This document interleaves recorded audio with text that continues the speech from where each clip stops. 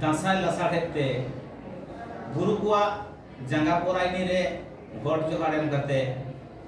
एतहबेद कानी इनते ओला अनोढ़े चेणे अनोड़िया धीरेन्द्रनाथ मुर्मू अनोढ़े पे पढ़ावेदा से इना चितर पे नेलदा पढ़ाव पे नेल पे पढ़ाव तेगे सेंगेल जुलुआ जिनी जलनोआ आर हड़मो हरुमुनुआ चेत इना नोआ दो अनोढ़े कना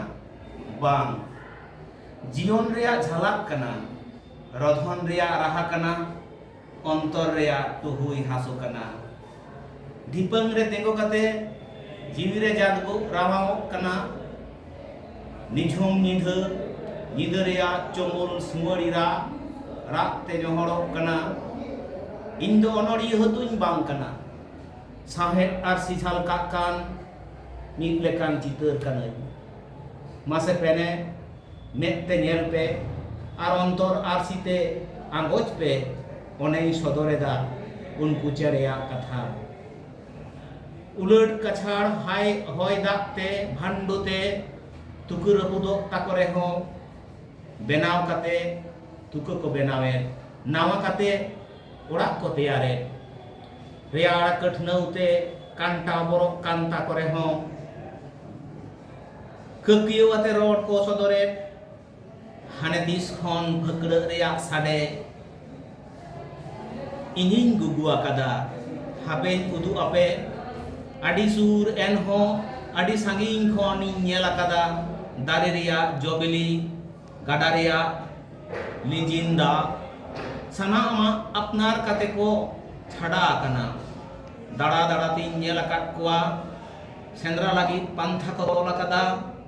गिपिति टांडी रे आचार बिचार कदा को दोंगेड़ को दोना कदा मोड़े अटाल ते रहा को रेलाव कदा दारे रिया जबिली हासी दो नेलते